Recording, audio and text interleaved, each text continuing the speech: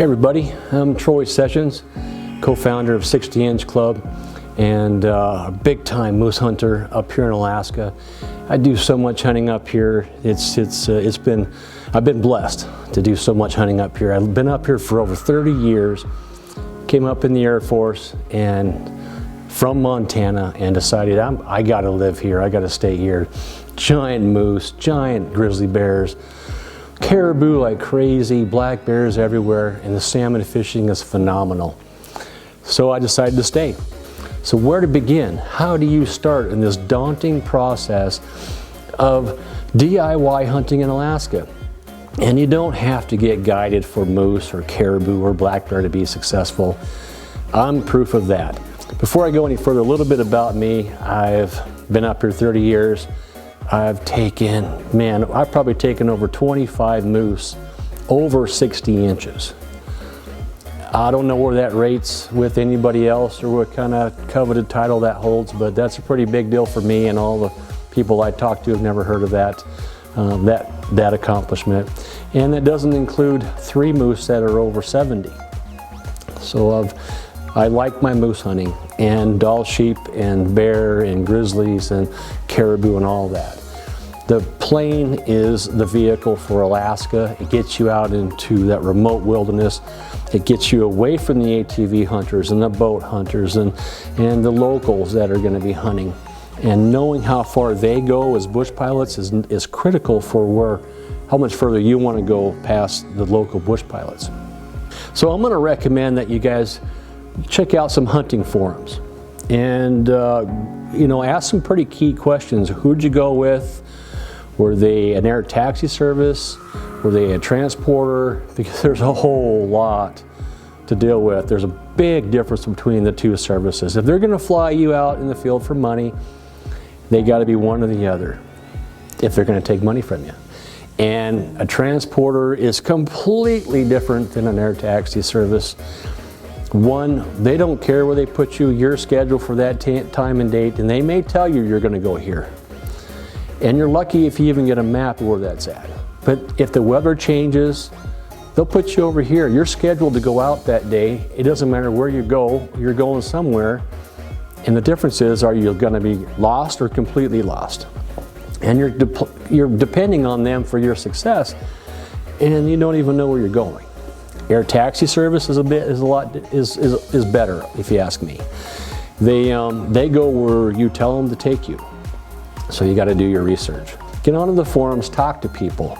You go in there like you don't know what you're doing, even though that most of you guys do, like I did. I was a pretty accomplished elk hunter and deer hunter back in the day.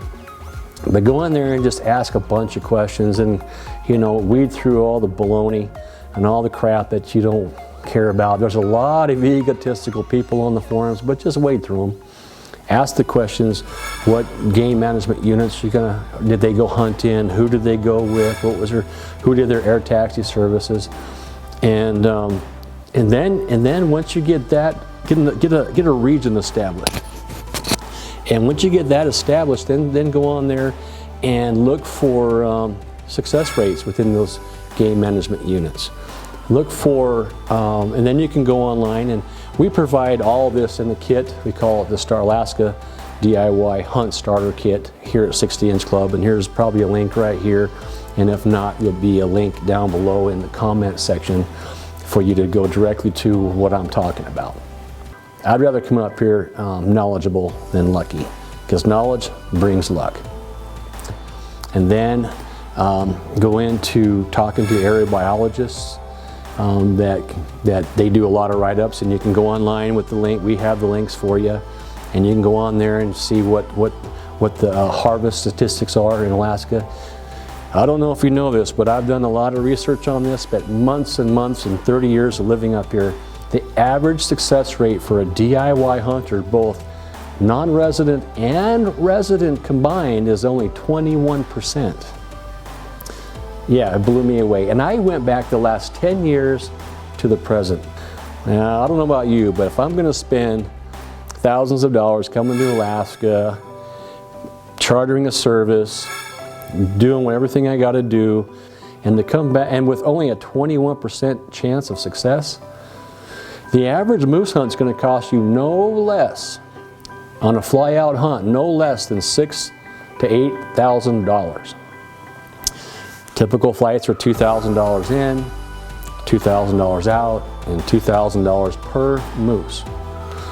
Now you can actually double that up and split that air taxi service in with a buddy, split that service out with a buddy, and then split the moose out with a buddy, and then you can cut those costs in half. But if you both want to get a moose, it's an additional $2,000, and that's how these flight services work, and a lot of people don't understand that. We have training courses, hunting videos, 9 volumes of videos of how to hunt moose and how to hunt in Alaska and how to pack, what to bring, how to pack for the planes, how to moose call, strategic moose hunting techniques, those kind of things. So now you've figured it all out. You want to hunt the specific GMU, Game Management Unit. You did know this because you talked to people on a forum. You've developed a friendship base on those forums. You've done the research for harvest statistics for that GMU. You've maybe looked up where all the book animals are being taken. Don't hang your hat on it. It's just nice to look at. And now you're looking at, so how do I get out there? Do not book your commercial flights until you book your bush flights. So you work around the bush pilot that's going to take you into that GMU that you've done all your research on. And by the way, it's going to take you months and months and months of research to do this, and you still may not even be happy with the results. You want to find out what bush pilots are flying in those GMUs. Do you need to take another commercial flight out to that remote village and then a bush flight out? Pretty daunting task to figure all this out. But once you get, if you go with their taxi, you also got to tell them what lake you're going to go to or what river you want to land on, provided it's big enough for them, provided they can even do it, provided it's not too far away, or the river levels don't drop or come up and they can't extract you from the field or even get you into the field. All these weather elements come into play at this point in time. You can go through an outfitter. Outfitter takes care of everything for you. Keep in mind, if you're after a big bull, typically an outfitter gets around $17,000 to $25,000 for a guided hunt for a big bull. Big in my book is 60 inches or bigger. Big in a guide's book is legal, 50 inches or bigger. So if he's going to put you in an area that you're only going to pay a DIY price for, which is usually around $6 to $8 grand, when he can get 17 to 25, you can do the math on that. If you're a businessman, what would you do?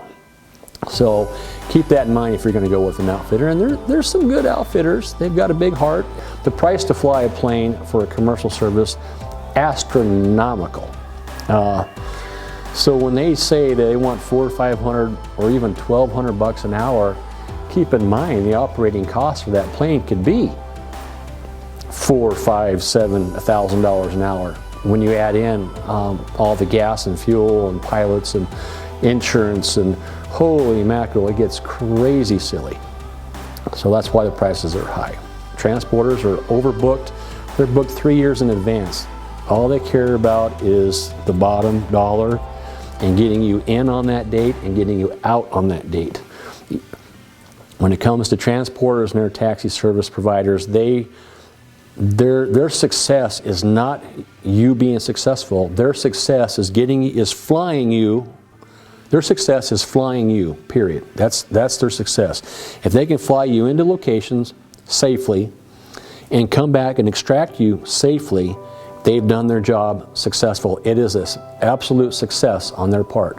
Whether you bag an animal or are successful or not, it doesn't matter. And by federal law, they're not allowed to even contemplate your success.